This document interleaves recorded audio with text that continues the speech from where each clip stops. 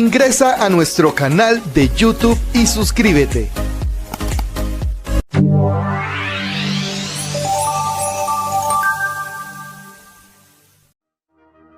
Oramos. Querido Padre Celestial, gracias por estar con nosotros. Gracias por la oportunidad de reunirnos para estudiar su palabra. Gracias por la presencia de los ángeles en este lugar. Y gracias, Señor, por la bendición de su Espíritu en cada corazón presente. Permita a Dios en este momento que su luz bendita ilumine a cada persona presente. Que su gracia nos asista. Habilítenos y prepárenos para comprender su verdad. Que todo ruido sea acallado en nuestra mente. Y que su gracia bendita nos alcance. Que no sea un sermón más, pero sí principios de vida que nos lleven a la vida eterna. Pedimos una bendición especial sobre los amigos y amigas que nos acompañan, sobre los hermanos y hermanas que han asistido en esta noche. Diríjanos, Dios, que su Espíritu Santo nos hable a través de su libro. Lo pedimos y agradecemos en el nombre de Jesús. Amén. Amén. Anoche dijimos algunas cosas con relación al libro de Éxodo. Hoy deberíamos hablar un poco más acerca de este maravilloso libro. Éxodo significa salida o partida, como decíamos. El libro de Éxodo es muy citado, la salida de Egipto, el rescate de Egipto, la manera como Dios saca a su pueblo de Egipto y lo lleva a Canaán, por muchos de los profetas del Antiguo Testamento. Pero cuando venimos al Nuevo Testamento, el libro de Éxodo también es citado por los autores del Nuevo Testamento. Inclusive se utiliza el libro de Éxodo como una muestra, como un ejemplo, como una forma de entender el plan de la salvación. Cuando estudiamos el libro de Éxodo descubrimos que hay dos tipos de literatura dentro del libro. Hay una literatura que es narrativa o histórica y hay otro aspecto que es una narrativa legal. Lo importante de entender esto es que, aunque todo el libro es una narración, es como la historia, relatar la historia del pueblo de Dios en relación a la manifestación divina. No obstante, dentro de la narración aparecen principios legales, aparecen leyes, aparecen artículos, capítulos y principios legales. Cuando nosotros estudiamos los principios legales sin tomar en cuenta la narración, la historia, entonces nos confundimos. Es que para entender los principios legales se debe entender la narración. Si usted no entiende la experiencia que Dios está teniendo con su pueblo, entonces no entenderá los principios legales. Es imprescindible envolver los aspectos legales dentro de la narración, porque los aspectos legales nacen y surgen a partir de la experiencia de Dios con su pueblo. ¿Me he dado a entender? La parte legal es un resultado, es una consecuencia de la relación que Dios tiene con su pueblo. Si no hay esa relación con Dios, no aparecen los principios legales. De hecho, cuando el pueblo estaba esclavo en Egipto, ¿cuántas leyes tenían? Ninguna. Los esclavos no tienen leyes. Los esclavos no tienen derecho. Pero cuando una persona se encuentra con Dios, cuando una persona ahora es hija de Dios, entonces sí tiene derecho. Ahora es un príncipe y una princesa y tiene principios que rigen su vida, ¿sí o no? Tiene que entender el concepto legal del libro de Éxodo a partir de la parte narrativa o la parte histórica. ¿Cuántas leyes le dio Dios a los judíos cuando estaban esclavos en Egipto? Ninguna. ¿Cuántas leyes le dio antes de cruzar el Mar Rojo? Ninguna. Solo cuando llegan a Sinaí, Dios hace un pacto con ellos y entonces vienen los aspectos legales. Las leyes de Dios son para los hijos que han sido salvados, redimidos y rescatados. Las leyes de Dios no pueden ser comprendidas por aquellos que no han sido perdonados, redimidos, rescatados y ayudados de Dios. Es incongruente que usted le hable de principios, de reglas y leyes a quienes todavía no han nacido de nuevo. No tiene sentido. De allí la importancia y la trascendencia de lo que vamos a estudiar. ¿Por qué? Hay mucha gente religiosa en el mundo, pero el mundo está careciendo de personas cristianas. ¿Por qué? Hay demasiada gente en las religiones, pero su vida no es nada. El mal ejemplo, el mal testimonio que hay en el mundo en relación a los que se llaman cristianos, ha hecho que el mundo se haga pedazos. Satanás, que es el diablo, ha sabido utilizar muy finamente el aspecto psicológico en el orden espiritual o religioso. Y ha tomado a los mismos cristianos para desmoralizar al mismo cristianismo, ¿sí o no? Se dice que cierta vez le dijeron a Mahatma Gandhi, me parece que usted debe ser cristiano. Y Gandhi miró a la persona muy ofendido y le dijo, a mí no me confunda. Le dice, no, perdóneme, no quise ofenderlo. Y Gandhi le dijo, si usted me dice que me parezco a Jesucristo, me siento honrado. Pero si me dice que parezco a un cristiano, usted me está ofendiendo. ¿Entendieron? ¿Se entendió? De allí la importancia de entender lo que vamos a estudiar. Porque si no entendemos las reglas del juego, si no entendemos las herramientas, no vamos a entender los conceptos. Póngase a pensar. El colmo de los colmos es que el todopoderoso Dios, el creador del universo, el dueño de todo, el que sostiene todo, desciende de su trono y viene a un monte a hablar con un pastor de ovejas. No estamos hablando de un ángel, no estamos hablando de una persona importante, estamos hablando del dueño del universo, el que lo creó, el que hizo todo. Ahora viene y se revela a un hombre. Y no solo se le revela, sino que le dice cómo él se llama. Y comienza toda una serie de tratos con este hombre para hacer un trabajo en una ciudad, en un país, en una nación. Si usted entiende todo este desarrollo de asunto, entonces usted va a entender lo que significa ser cristiano. ¿Por qué? Cristianismo no es solamente creer cosas. Cristianismo es conocer a una persona y amarla. Esa persona es Cristo Jesús. Y aquí comienza Dios a mostrar y demostrar quién es Él y qué es lo que Él quiere. De allí la importancia del aspecto narrativo y el aspecto legal. Una pregunta, ¿cuál es entonces el punto principal del relato? De este relato que estamos estudiando, de esta serie que se llama El Nombre de Dios, ¿cuál es el punto principal? ¿Cuál es el qué de todo esto? Escuche. Hay un autor que dice lo siguiente, es cómo Dios creó a su pueblo Israel. Dios comienza con un grupo de esclavos oprimidos en Egipto y al final del libro son un pueblo libre con su propio liderazgo y sistema de adoración. La creación del pueblo de Dios progresa a lo largo de 5 pasos. Ponga atención a estos 5 pasos, porque es la misma experiencia que ocurre en todo ser humano que conoce al Señor. Lo que pasa en macro, en la experiencia del pueblo de Israel, ocurre en micro, en la experiencia de cada ser humano. Dios quiere revelarse a cada ser humano, pero pasa por 5 pasos. Veamos esos 5 pasos rapidito. Recuerden, estamos solamente poniendo la mesa. Estamos preparándonos para el estudio de la noche. Número 1. Dios nota los problemas de su pueblo.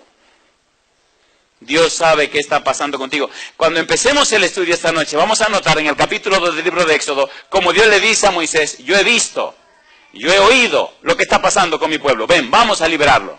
Dios sabe lo que está pasando contigo. Dios ha oído lo que está pasando contigo. Dios entiende lo que está pasando contigo. Y anda buscando quién o con quién revelarse en la vida tuya. Ahora hay que ver quién huye de quién.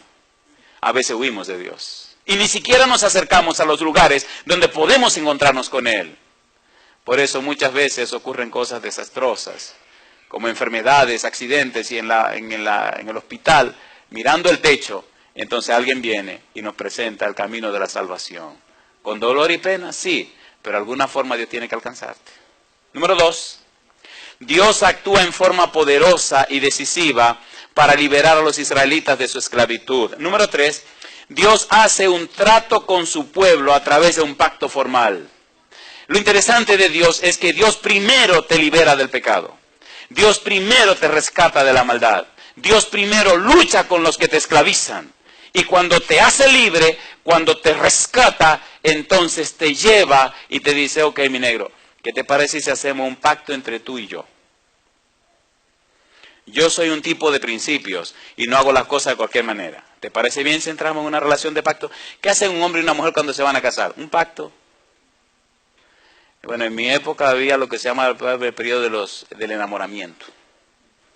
Escasamente usted se daba unos cuantos besitos, pero ahora, mamacito. Y después de los besitos había que casarse para terminar, ¿verdad? De disfrutar al resto del mundo, pero ahora es una cosa tan rara de que se mudan juntos y a ver si nos va bien. Así como que no funciona, no hay ninguna Ya no hay misterio, como que, ¿entiende? Imagínese usted. Pero en la manera correcta, como debe ser, cuando el muchacho y la muchacha se enamoran, cuando tienen unos años de amores, entonces empiezan a prepararse. ¿Y qué cosa linda el día de la boda? Ellos están haciendo un pacto delante de Dios para vivir juntos por la eternidad o hasta que la muerte los separe. Número 4. Dios da leyes o instrucciones a su pueblo acerca de cómo vivir. Y número 5. Dios establece un sistema de adoración para que su presencia pueda ser sentida constantemente. Ya Dios te liberó, te rescató. Ya Dios te guió. Ya Dios hizo un pacto contigo. Ahora Dios tiene una experiencia contigo y entonces te dice, mi negro, me gusta que me adore de esta manera. Yo voy a estar contigo, yo te voy a acompañar. Yo me hago responsable de tu vida y de lo tuyo, pero necesitamos entrar en este tipo de relación. Y ahora viene el aspecto legal. Por ejemplo, en el libro de Éxodo, capítulo 20, donde aparecen los 10 mandamientos, la gente es muy fina en ir a leer los 10 mandamientos. Pero hay un pequeñito versículo, que es el número 2, que define el aspecto legal de la ley que viene a continuación. Éxodo 22 dice, yo soy Jehová tu Dios. ¿Y qué dice ahora? Que te saqué de la tierra de Egipto. ¿De qué cosa? De casa de servidumbre. Y después viene la ley. Dios le está diciendo, yo fui el que te saqué de la esclavitud. Significa, yo soy el que te perdono. Yo fui el que peleé con tus enemigos, Faraón y sus ejércitos. Significa, yo vencí los demonios que te esclavizaban. Yo fui el que pagué el rescate por tu vida. Significa, tus deudas yo las pagué. Ahora quiero que venga a hacer una relación pactual conmigo. El aspecto histórico, te saqué de Egipto. El aspecto legal, los 10 mandamientos. ¿A quién le da Dios los 10 mandamientos? ¿A paganos? No. ¿A personas extrañas? No. ¿A personas que Dios no conoce? No. ¿A personas que no conocen a Dios? No. ¿A personas? No. Dios le da los mandamientos, número 1, a un pueblo que ha sido liberado de la esclavitud. Le da los 10 mandamientos a una nación que vio sus maravillas y sus hechos poderosos. Le da los 10 mandamientos a personas que tienen una experiencia real y personal con Dios. Le da sus 10 mandamientos a un pueblo que no solamente tiene un profeta que habló con Dios, sino un pueblo que habló con Dios también. A un pueblo que vio a Dios manifestarse en el monte Sinaí. A un pueblo que sabe que ese es un Dios real y poderoso. A un pueblo que vio las maravillas de Dios. A eso les da su ley, porque ahora son su pueblo. Si la persona no es del pueblo de Dios, no necesita ley, porque no la va a guardar ni la va a cumplir. ¿Se entiende, por favor? Primero la gracia y luego la obediencia. Jesús dijo, sin mí, nada podéis hacer. De allí la belleza, la trascendencia, la importancia y la profundidad de lo que tenemos que estudiar.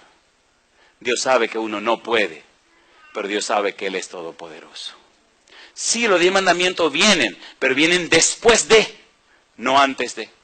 Dios no le dice, guarden estos mandamientos para yo sacarlos de la esclavitud de Egipto. No es verdad. Él los saca y después le da los mandamientos. Y entonces ahora ellos guardan los mandamientos no para salvarse o ser liberados. Los guardan porque fueron salvados y liberados. Los guardan porque fueron sacados de la esclavitud. Los guardan porque Dios los liberó. Y ahora son el pueblo de Dios. ¿Se entiende, por favor? Ahora obedecen por amor al que le dio la libertad. Cuando usted obedece para ser libre, entonces usted es un esclavo. Se obedece por amor al que nos dio la libertad. Es interesante el libro de Éxodo. Es sumamente interesante. Sumamente interesante. Sumamente interesante. Y son principios generales que luego tenemos que ver en detalle. Pero mejor trabajemos con el tema de la noche, porque aquí el tiempo va muy aprisa. Éxodo capítulo 3, versículo 13. Mañana decimos un poquito más acerca del libro de Éxodo. Cada noche vamos a decir un poquito más acerca del libro, y entonces vamos a entrar en el tema de la noche. Vamos al tema de la noche. El tema de esta noche se llama el nombre de Dios. Toda la serie, durante los 3 fines de semana, se llaman el nombre de Dios. ¿Por qué Dios adoptó este nombre para hablar con Moisés? ¿Cuáles son las implicaciones de este nombre? ¿Cuál es la importancia del nombre? ¿Por qué es tan importante el nombre? ¿Qué podemos sacar de conocer o entender el nombre de Dios? Éxodo capítulo 3, versículo 13 al 15, Específicamente, podemos leer el versículo número 14. Y respondió Dios a Moisés, ¿qué cosa? Yo soy el que soy. Y dijo, así dirás a los hijos de Israel, yo soy, me envió, ¿a quién? A vosotros. Hay un libro que es la Nueva Enciclopedia Internacional de Palabras Bíblicas, que dice lo siguiente. Y estoy leyendo en la página 453 en la versión en inglés. Dice, en las culturas bíblicas, un nombre hacía más que identificar, comunicaba algo de la esencia, del carácter o reputación de la persona o cosa nombrada. Hay un autor llamado Larry Richard y escribió un libro que se llama Todos los nombres de Dios. En la página 29 este autor dice, al estudiar los nombres de Dios en el Antiguo Testamento, es posible notar que algunos enfatizan su poder y excelencia. Número 1. Otros, la relación de Dios con los seres humanos. Mientras que, sigue diciendo él, otros son descriptivos y nos ofrecen información especial acerca de quién es Él. En una mentalidad de la época de Moisés, en una mentalidad oriental, en una mentalidad de la época bíblica, Antiguo y Nuevo Testamento, cuando se habla del nombre de una persona, se está diciendo más que el simple hecho de identificarlo socialmente. El nombre dice cuál es el carácter, el perfil, los motivos, la intención de la persona que posee ese nombre. Cuando Dios se aparece a Moisés y se identifica con ese nombre, está diciéndole a Moisés, investiga el nombre y descubrirá lo que te quiero decir a través de él. Y el trabajo de nosotros antes de los 3 fines de semana. ¿Qué quiso decir Dios? ¿Qué significa ese nombre de Dios? ¿Por qué en ese plan de rescatar a los esclavos de Egipto? ¿Por qué en ese plan de libertar a su pueblo? ¿Por qué en ese plan de venir a manifestarse, Dios escoge este nombre y no otro nombre? Y es interesante saber que el nombre que Dios escoge son 4 consonantes. Y se llama tetragramaton. ¿Cómo se llama? Tetragramaton. Tetra, 4, gramaton, letras. 4 letras. ¿Cómo pronuncia usted 4 consonantes? Y ahora quisiera hacerle la historia del nombre. Cuando se estudia acerca del nombre de Dios, uno como que se sale de un aspecto de la vida y entra a otro aspecto de la misma. Pastor, ¿qué usted quiere decir? Cuando no se conoce a Dios, uno está y hace las cosas de cualquier manera. Pero cuando ya se conoce a Dios, ya la vida se ve de otra forma. Eso pasó con Moisés. Cuando Moisés se encontró con Dios en el monte, jamás pudo ser igual. Cuando usted tenga un encuentro real y personal con Dios, usted jamás podrá ser igual. Y de eso se trata. La belleza y la significación del nombre. Por ejemplo, Ana llamó a su hijo Samuel. Y esto significa Dios oye. ¿Oró Ana por su hijo Samuel? ¿La oyó Dios? Así que le puso al niño Dios oye. Y así se llamaba Samuel. Hay un tipo en la Biblia que le pusieron un nombre peligroso. Le pusieron el nombre de Jabes. ¿Saben lo que significa Jabes? Significa dolor de parto. Parece que la mamá nunca quería olvidarse de su dolor de parto cuando tuvo al muchacho. Así que le puso al chico Jabes. Todos los días recordaba, parece que le dio trabajo al nacer. Hay un nombre en la Biblia que es Bernabé. Bernabé significa el que da ánimo. Y encontramos a Bernabé dando ánimo en el Nuevo Testamento. ¿Sabe usted el significado de su nombre? Una vez andaba en la ciudad de Nueva York. Y mi esposa se llama Estela. Y le dicen cariñosamente Esther. Pero yo quería saber el significado y el valor y el poder del nombre de mi esposa. Llegué a una parte ahí cerca del downtown y entonces pagué para que me hicieran un cuadro con el nombre y la historia de mi esposa. Qué rico, qué interesante. Cuando yo llegué con este cuadro bien lindo y todo, Todo escrito por una cosa linda. Imagínense cómo se puso esa mujer. ¿Se puso triste o se puso contenta? Contenta.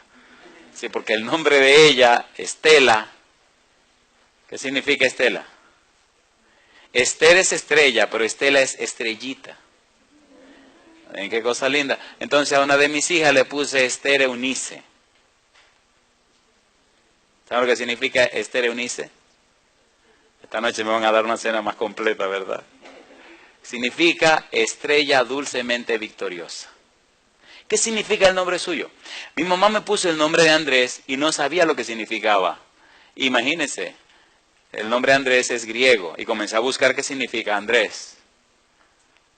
Si viene mañana le digo lo que significa. Mejor sigamos esta cuestión, porque si nos llevamos de los nombres. ¿Han oído hablar y ven que aquí en la Biblia en español dice Jehová?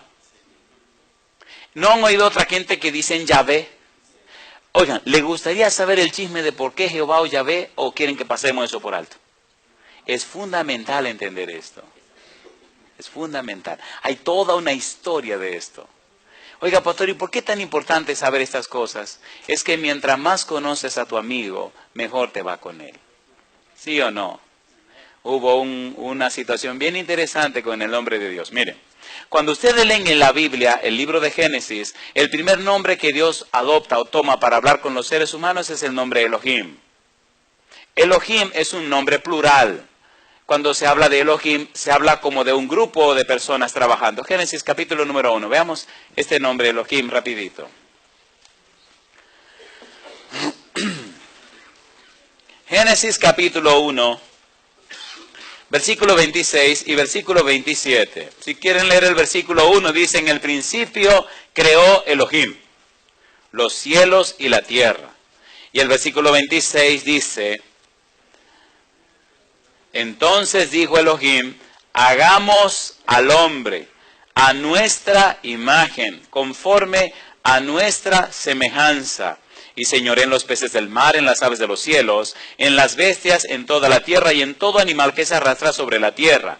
Y creó Elohim al hombre, a su imagen, a imagen de Dios lo creó, varón y hembra los creó. Dice el verso 26, hagamos, ¿sí o no? Dice nuestra imagen, nuestra semejanza. Eso es un plural majestático y solidario. Habla de un equipo, un grupo. Habla de más de una persona. Elohim. El nombre Elohim, cuando estudiamos la Biblia, aparece una cantidad enorme de veces. Aparece más de 2000 y tantas veces. Pero a nosotros nos interesa trabajar con el nombre Yahvé o, por ahora, Jehová. Vamos a buscar de dónde apareció Jehová y vamos a estudiar el nombre Yahvé, como generalmente aparece. Cuando los judíos estaban leyendo la Torá, los 5 libros de Moisés, y aparecían esas 4 letras, Y o Y, H, W, H, que es el tetragramatón, no decían nada, solamente decían Adonai, que significa Señor. No se atrevían a pronunciar el nombre de Dios. Para ellos era tan sagrado el nombre de Dios que solo bajaban la cabeza y decían Adonai. Todo el periodo del Antiguo Testamento, ellos guardaron ese respeto al nombre de Dios. Pero ahora viene lo interesante. La connotación más acercada o más cercana a ese nombre primario de Dios, con que se le reveló a Moisés, ese tetragramatón, tiene que ver con la frase Yahvé, que compone la misma estructura del nombre, las mismas 4 consonantes. Lo único que los maestros rabinos en esa época, en lugar de decir el nombre, decían Adonai o Yahvé, que era la acepción más correcta o más indicada. Y aparece 5311 veces en el Antiguo Testamento, más del doble de lo que aparece Elohim. Yahvé también se encuentra 50 veces con la abreviación poética Yah. Este nombre es exclusivo entre todos los nombres de Dios, porque es el único nombre personal de Dios que se encuentra en el Antiguo Testamento. Ok, él le dice a Moisés, con este nombre no me había dado a conocer. Es decir, lo que voy a hacer contigo, Moisés, lo que voy a hacer con mi pueblo ahora, jamás lo he hecho antes con nadie. con este nombre, Yahvé, con este tetragramatón, yo voy a hacer cosas que nunca hice. Y de aquí en adelante, las cosas van a ser completamente distintas. La manifestación de mi persona que ustedes tendrán ahora será tal que ya todo será diferente. La forma como me voy a dar a conocer a ustedes de aquí en adelante jamás había ocurrido antes. De allí la importancia de entender esto, porque esa revelación del nombre y la persona de Dios es para que hoy día, al final de los tiempos, nosotros entendamos que nuestro Dios está vivo, que es un Dios real, que es un Dios personal y que está presente en todo momento. Si no entendemos eso, la vida cristiana carece de sentido y hasta de significación. Veamos el libro de Éxodo capítulo 3. ¿Por qué es tan importante este nombre y por qué tanta trascendencia este nombre? Éxodo capítulo 3, versículo número 14. Yo soy el que soy. Y dijo, así dirás a los hijos de Israel, yo soy, me envió a vosotros. Ustedes no se imaginan la guerra, la lucha, los debates que han ocurrido en el mundo religioso por este nombre. Los eruditos o investigadores de la Biblia se han estado peleando y batallando por años en buscar el significado de este nombre. Veamos el nombre visto desde el punto de vista solamente académico, sin tomar en cuenta la relación con el nombre. Por ejemplo, algunos dicen, bueno, el nombre Yahvé, el nombre Jehová o yo soy el que soy, toma en cuenta un verbo que es el verbo ser. Y por el modo y el tiempo en que se está empleando, significa el que tiene existencia en sí mismo. Ahora una pregunta yo le hago. ¿En qué le beneficia a usted saber que Dios tiene existencia en él mismo? A mí qué me interesa eso. No me da ningún beneficio. Segundo, significa aquel que no depende de nadie. Eso tampoco me ayuda a mí para nada. ¿Quién está hablando con Dios cuando Él revela su nombre? Moisés. ¿A dónde está viviendo Moisés? En Madián. ¿Qué le está pasando a Moisés? Está huyendo de Egipto. ¿Qué está pasando en Egipto? Su familia, su pueblo, su gente están siendo esclavizados. ¿Sí o no? ¿Sí o no? Entonces Dios se va a revelar a Moisés, no en un sentido filosófico, sino en un sentido práctico y real. ¿Qué es lo que Moisés quiere? Que liberen su pueblo. ¿Qué es lo que Moisés aspira? Que su gente salga de Egipto. ¿Qué es lo que quiere Moisés? Que dejen de explotar a su nación. ¿Me están entendiendo? Entonces Dios no viene a filosofar con Moisés. Viene a decirle, mira, yo vine aquí para que resolvamos aquello. Y mi nombre es este.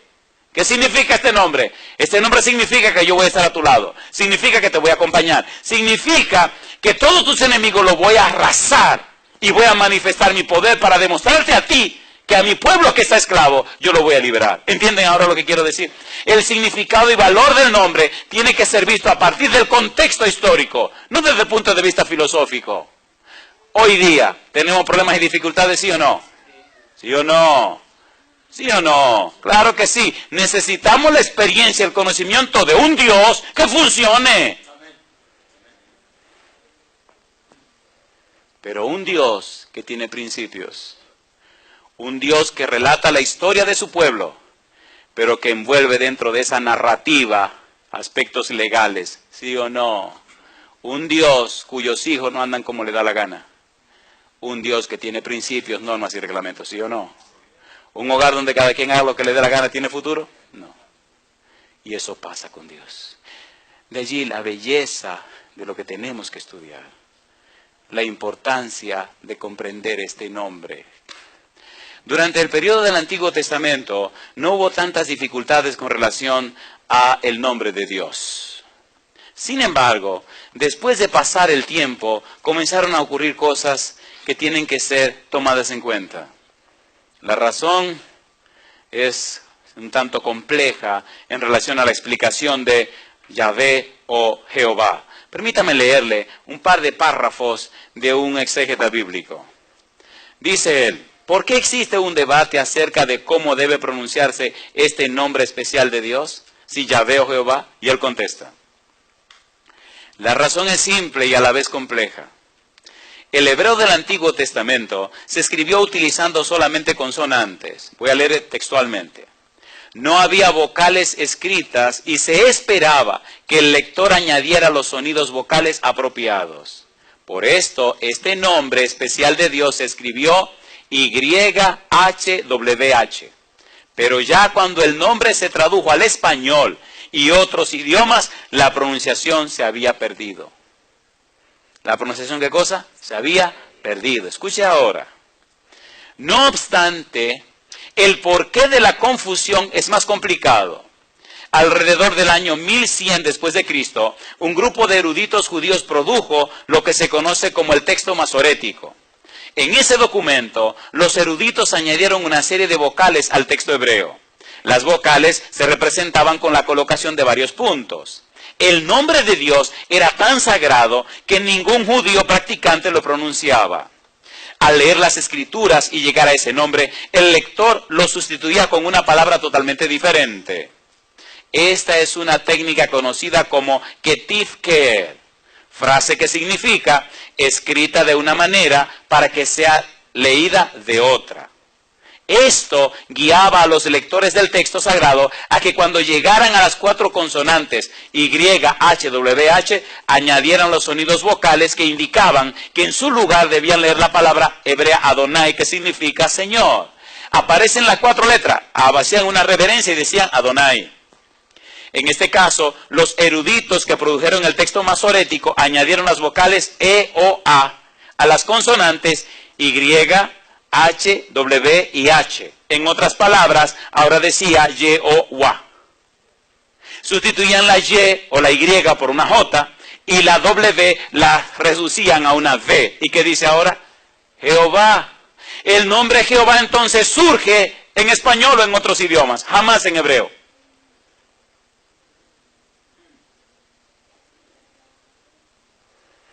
La mayoría de los eruditos hebreos opinan que la pronunciación de las consonantes YHWH era Yahvé. Una minoría, por su parte, no está segura. Ahora bien, lo más importante del nombre es lo que vamos a estudiar a continuación. De modo que el nombre Jehová, como aparece en nuestro idioma español y en otros idiomas, jamás aparece en el hebreo, sino que siempre aparece más Yahvé que Jehová. Esto es bueno que usted lo sepa y que lo tome muy en cuenta. Porque si va a conocer el valor y el significado del nombre de Dios, tiene que conocer todas las bases del asunto. Bueno, ¿qué les parece si comenzamos a comer ahora? ¿Están de acuerdo? En Éxodo capítulo número 3 aparece la frase yo soy. Y esta frase yo soy nos dice bastante. Veamos el libro de Éxodo capítulo 2 versículo 23 al 25. Ese yo soy que aparece, ¿en qué contexto está apareciendo? Dice el versículo 23, Éxodo capítulo 2, aconteció que después de muchos días murió el rey de Egipto y los hijos de Israel gemían a causa de la servidumbre. Y clamaron. Y subió, ¿a quién dice? A Dios, el clamor de ellos con motivo de su servidumbre. ¿Y ahora qué cosa dice? Número 1. Y oyó Dios el gemido de ellos. ¿Qué hizo Dios? Lo oyó. ¿Qué dice más? Dice número 2, y se acordó de su pacto con Abraham, Isaac y Jacob. ¿Y qué dice más? Y miró Dios a los hijos de Israel, ¿y qué más? Y los reconoció. Dios hizo 4 cosas. No es un asunto filosófico, no es un asunto conceptual, no es un asunto académico, no es un asunto intelectual, es un asunto de experiencia. ¿Sí o no? ¿Estaba esclavo el pueblo? ¿Clamó el pueblo? Y entonces ahora Dios, número 1, vio. Número 2, ¿qué más? Oyó. Número 3, se acordó. Número 4, reconoció. Oye, ¿qué está pasando con mi pueblo? Vamos a resolver el problema de mi pueblo. ¿Oye Dios las oraciones de sus hijos? Estaba en la ciudad de Nueva York. Había un hombre que era, me encanta hablar de esta historia, era adicto a muchas cosas, incluyendo el alcohol, era la menos grave de las cosas. Y de repente apareció que uno de sus hijos tenía leucemia. Y este hombrón fuerte y bocón y toda la cosa, y bravo y asaltador y toda la cosa mala que hacía, se desplomó en un sillón. Su hijo de 12 años con leucemia. Los médicos decían no hay ninguna esperanza. Y empezó a llorar. Y empezó a clamar a Dios. Empezó a rogar a Dios. Y Dios lo oyó. Y él le decía, Dios, si tú me sanas a mi hijo, yo te voy a entregar toda mi vida. Yo soy un perro, yo no soy nada, yo no sirvo para nada. Pero Dios, si tú me sanas a mi hijo, yo voy a abandonar la bebida, voy a abandonar el uso de esto. Mira, yo voy a cambiar, yo te voy a entregar toda mi vida, Dios. Él me cuenta que un día estaba en su casa, con una botella en la mano, y de repente empezó a oír un programa radial, y alguien estaba predicando acerca de el amor de Dios. Y cuando el tipo terminó su sermón, le dijo, ahora mismo donde tú estás, no importa que tenga la botella en tu mano, arrodíllate delante del radio y vamos a orar al Señor. Y él lo hizo. Esa semana después llegué a Nueva York a dar una campaña. En una iglesia que se llama Highbridge. Se reunían en un colegio, el colegio Bronx Manhattan. Ahí conocí a este hombre. Y ahí vino y me expresó y me presentó la situación que estaba viviendo. Y me contó la experiencia maravillosa que vivió con el Señor. Y entonces en esa semana, él hizo una decisión. Dios había sanado a su hijo. Dios había rescatado a su hijo. Y él decía que como agradecimiento a Dios, él tenía que entregarle su vida al Señor. Qué lindo fue cuando los vicios desaparecieron. Y esa semana pudimos bautizar a este señor. Hoy es un anciano de iglesia en la ciudad de Nueva York. Y un laico, pero a mí me da risa contar la historia de este caballero. Porque él era un tigrazo. O sea, fíjense, eso dije de que... ustedes me están entendiendo. Es como un zorro, un lobo que vive en la espesura del monte y de repente se convierte en oveja y sale afuera vestidito de oveja. Y entonces los otros lobos vienen y dicen, ay, qué ovejita más gorda, cuando saca la pezuña. Y los lobos no tienen pezuña. Y él me contaba, cada vez que nos encontramos, me contaba historias diferentes porque me arrastraba de risa. Entonces, con una Biblia en la mano, un saco y una corbata, se metía a esos lugares donde él hacía sus fechorías. Y entonces aparecían muchachitos novatos en la experiencia de asaltar, dije que lo querían asaltar. Y es lo que hace que se reía. Porque lo veían con saco y corbata. Y con una Biblia en la mano y con cara de buena gente. Y él dice, este infeliz lo que no sabe es el diablazo que yo tenía adentro. Y el entrenamiento que me dio el demonio a mí en estos barrios. Y entonces me contaba cómo él entrenaba a los muchachos que le venían a asaltar. Con una navajita, dije, dame la cartera. Y él con la Biblia en la mano la primera vez decía, oye, tú como que estás fuera de foco, así no es que se asalta. Entonces le daba un entrenamiento de asaltar al tipo y después lo invitaba a un estudio bíblico. O sea, ¿me están entendiendo? El Señor necesita gente en cada lugar. Y Dios está llamando gente en cada lugar. Hay un libro que se llama Corre, Nicky, corre. Hay otro que se llama el puñal y la cruz. Hay otro que se llama Satanás anda suelto. Si consigue cualquiera de esos 3 libros, léalo. El autor es Nicky Cruz. Están en español también. Así que lea esos 3 libros y le garantizo que cuando lo agarre en la mano usted no lo va a soltar. Va a leer cosas raras. Y a ese hombre, Nicky Cruz, Dios lo llamó. Hoy es un evangelista. Y ha viajado por todo el mundo presentando el amor y el poder de Dios. David Wilkerson se apareció en ese barrio malo de la ciudad de Nueva York.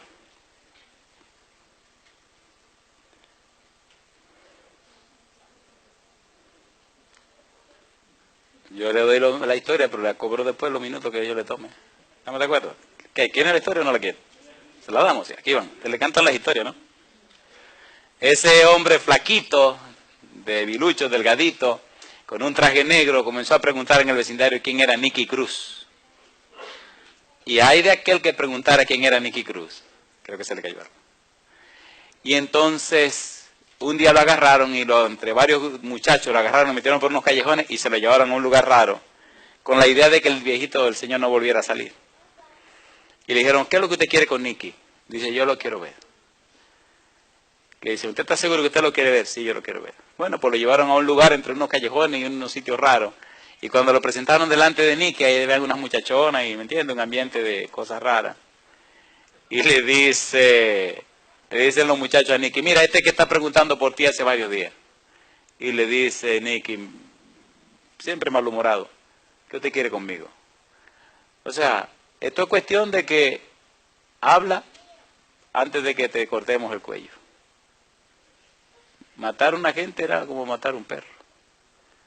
Y le dice, el pastor Wilkerson se adelanta y mira a Nicky a los ojos y le dice, yo vine a decirte una cosa, una sola cosa, dígala, que Jesús te ama. Oye, todo el mundo se quedó como frisado. Y le dice Nicky, si usted dice eso otra vez, lo voy a matar. Y él se sonrió. Y volvió y lo miró y le dijo, Nicky, Jesús te ama. Le dije que se lo decía otra vez, lo iba a matar. Dice, mátame, pícame en pedacitos. Y cada pedacito te dirá que Jesús te ama. ¡Maldito! Y comenzó el tipo a protestar, se puso como una fiera. Le dije, yo te lo voy a seguir diciendo. Y los otros muchachos, lo matamos, lo matamos, lo matamos. Y lo empujó y le dijo que se vaya de ahí, lo maldijo y toda la cosa. Y acuérdate de eso. Y se fue. Desde ese día ya el muchacho no pudo ser igual. Cada día, cada mañana, en todo lugar, en cada cosa, oía la voz, Jesús te ama, Jesús te ama, Jesús te ama. Un día andaban haciendo unos asaltos y andaban brincando de azotea en azotea porque la policía lo estaba persiguiendo. Y un niñito, un muchachito jovencito, brincó de un edificio a otro y no alcanzó el otro lado. Imaginen lo que pasó. De allá de un piso 20, 25 se vino abajo y se hizo pedazos. Y entonces él comenzó como a darse cuenta del mundo que estaba viviendo. La muerte de la gente, la cantidad de gente que asaltaba, cómo le enterraban los cuchillos, la sangre en su mano. Dice que le fascinaba en invierno, cuando hacía mucho frío, acercarse a las personas, damas o caballeros, no importa, pegársele por detrás y enterrarle, nada más enterrarle por placer la navaja. ¿Saben que hay unas navajas que son de presión? Y cuando la sangre le bañaba la mano, eso sentía como, oye, como que sentía como una satisfacción. La vida comenzó a ser diferente para este muchacho. Hasta que un día él comenzó a buscar al pastor Wilkerson. Y cuando usted lea los libros va a entender el resto de la historia. Y si quiere muchas historias acerca de Nicky, me avisa. Pero esta noche no es el momento, yo tengo que terminar lo que estoy haciendo. Vamos a trabajar entonces con el capítulo número 3. En el capítulo número 2, Jehová le dice, Jehová reconoce lo que está pasando. En el capítulo número 3, entonces Jehová viene ahora a resolver la situación. Versículo 7. Dice el versículo 7, capítulo 3, dijo luego Jehová, bien he visto la aflicción de mi pueblo que está en Egipto. ¿Y qué dice ahora? Y he oído su clamor a causa de sus exactores, pues, ¿qué dice ahora? He conocido sus angustias, alabado sea el nombre de Dios. ¿Quién dijo que Dios no sabe lo que te está pasando? He visto, he oído y he conocido. Y ahora vine a liberar a mi pueblo. Así que Moisés, vamos a trabajar.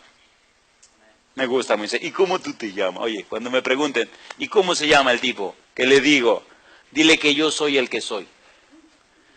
Eso como que no está muy claro. Dile que eso significa que yo voy a estar ahí. Eso significa que el que venga contra ustedes se va a enfrentar conmigo. Eso significa que le voy a arrancar la cabeza a toda esa gente que le han hecho daño a ustedes. Eso significa que voy a arrasar con todos los dioses que ellos tienen. Eso significa que de aquí en adelante todo va a ser completamente diferente. Eso significa que para mí nada es imposible. Eso significa, yo voy contigo, vamos. Versículo 12. Vamos a hacer como la telenovela, vamos a ponerlo bien bueno y entonces vamos a terminar. Versículo 12, dice el versículo 12. Y él respondió, ve, porque yo estaré contigo, y esto te será por señal de que yo te he enviado. Cuando hayas sacado de Egipto al pueblo, serviréis a Dios sobre este monte. Alabado sea el nombre de Dios. ¿Descendió Dios para hablar con Moisés? ¿Se reveló Dios a Moisés? Tenemos un Dios que se revela. ¿Vio Dios el problema de su pueblo? Sí. ¿Oyó el problema de su pueblo? Sí. ¿Conoció el problema de su pueblo? Sí. Hablemos de ti. ¿Cuál es el éxodo del que Dios te tiene que llevar? ¿Cuál es la esclavitud de la que Dios te tiene que sacar? ¿Cuál es el faraón que te tiene con el pie en el cuello? Es posible que tu faraón sea algún vicio. Es posible que tu faraón sea algún temor, algún miedo, alguna situación. Es posible que tu faraón, el que te tiene esclavo, sea alguna enfermedad. ¿Qué es lo que te tiene esclavizado? Recuerda que Dios vio, Dios oyó y Dios conoció. Tenemos todas situaciones que hay que ser resueltas, tienen que ser resueltas, ¿sí o no? Seamos sinceros. ¿Verdad que todos tenemos algún punto donde necesitamos que Dios nos ayude? ¿Cuántos tienen esa necesidad? ¿Tenía el pueblo de Israel una necesidad imperiosa? ¿Sí o no? ¿Estaba viendo Dios la necesidad del pueblo? ¿Estaba oyendo la necesidad? ¿Conocía la necesidad? Pues ahora Dios descendió para hablar con Moisés y entonces ir junto con Moisés a resolver el problema. ¿Le gustaría a usted darle una oportunidad a Dios para que resuelva ese problema? ¿Sí o no? Había un muchacho muy feo que tenía el problema de que quería casarse. Es una historia amable porque así duele menos. Ustedes se ríen y gozan, pero es una realidad. Si hablo de una persona con cáncer o alguna otra cosa, se deprimen. Pero si lo hago sonreír, la historia es real, pero es igual que el problema que usted tiene. El problema de este muchacho era que era muy feo, se quería casar. ¿Y quién se iba a casar con un tipo tan feo? Pero sin embargo se casó con una estrella. ¿Tiene Dios estrella para la gente fea? Depende. Sí, depende. Depende. Bueno, imagínese, ¿me entiende? Hay muchas maneras de ver la belleza.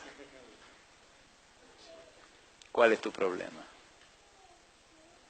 La buena noticia es que Dios es todopoderoso. ¿Qué es lo que te preocupa? ¿Cuál es tu ansiedad? ¿Qué es lo que te esclaviza? Hoy vivimos en un mundo supuestamente libre, pero lleno de personas esclavas. Esclavos del alcohol, esclavos de la pornografía, esclavos del sexo, esclavos de las drogas, esclavos del trabajo. Hay personas que son neuróticos, tienen un problema de compulsión, son neuróticos compulsivos trabajadores, tienen que matarse trabajando para sentirse bien. Hay muchos tipos de compulsión. Neurótico compulsivo jugador, viven en los casinos, juegan hasta los que no tienen y lo pierden todo. ¿O no? ¿Cuál es la cosa que te esclaviza? ¿Qué es lo que te tiene atado? ¿Qué es lo que te está haciendo preso? Te tengo buenas noticias. El Dios que se presentó a Moisés, que rescató a Israel de Egipto, es el mismo Dios que te puede ayudar a ti. Yo quisiera terminar esta noche aquí porque el tiempo se nos acabó. Mañana continuamos en esta misma parte. Escuche bien mi pregunta. Si usted cree, si usted acepta que Dios le ayude con su problema y quiere darle la oportunidad esta noche para que Él comience a trabajar, póngase en pie conmigo y oremos para terminar. Usted no está asumiendo ningún compromiso con nadie. Usted está diciéndole a Dios, mira Señor, yo creo que tú puedes ayudarme. Por favor ven y ayúdame en esta situación en la que yo estoy. Querido Padre Celestial, gracias por la reunión de esta noche. Gracias por la manera tierna, hermosa y real, bien real, como usted se manifestó a los israelitas. Gracias por esta parte de la Biblia donde usted se revela a Moisés. Señor, usted sabe perfectamente cuál es la situación en la que nosotros nos encontramos. Usted sabe cuál es nuestro problema. Usted sabe qué es lo que nos esclaviza. Usted lo ha visto, usted lo ha oído y usted lo conoce. Hoy venimos delante de usted, Padre Santo, a pedirle, Señor, que nos ayude. Que levante de nosotros este peso que nos asedia, que nos acaba, que nos destruye. Libérenos y libértenos, Señor, de esta esclavitud, de esta debilidad. Es posible que nadie la sepa, pero usted sí la sabe. Es posible que nadie lo entienda, pero usted sí lo entiende. Dios, esta noche, por favor, ayúdenos. No le hacemos ninguna promesa, pero sí rogamos su ayuda y su dirección. En este momento entregamos nuestra voluntad en sus manos. Entregamos nuestra vida bajo su cuidado y rogamos, Dios querido, que su poder se manifieste en nosotros. Ahora, Señor, llévenos en paz de vuelta al hogar y cuídenos. Permítanos mañana y esta noche estar en comunión con usted y regresar mañana en la noche, si Dios quiere, para seguir estudiando su palabra. En su mano santa ponemos los amigos y amigas, los hermanos y hermanas, en el nombre santo de Jesús.